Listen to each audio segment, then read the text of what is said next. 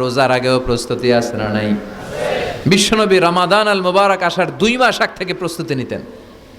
বিশ্বনবী দোয়া করতে শুরু করতেন রজব মাস থেকে, আর আল্লাহর কাছে বলতেন, আল্লাহুম্মা বারিক লানা ফি রজব ওয়া শাবান ওয়া বাল্লিগনা রমাদান। রজব শাবানে বরকতে দাও, রমজান মাসে গুনাহ ঝরাও।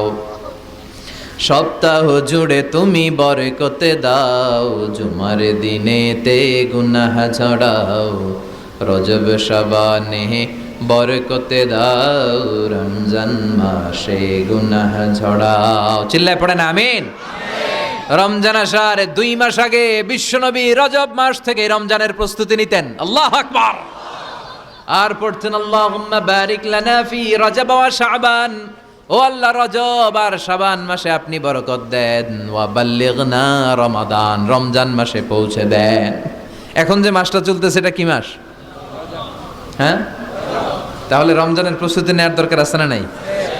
রমজানের 2 মাস আগ থেকে উনি প্রস্তুতি নিতেন।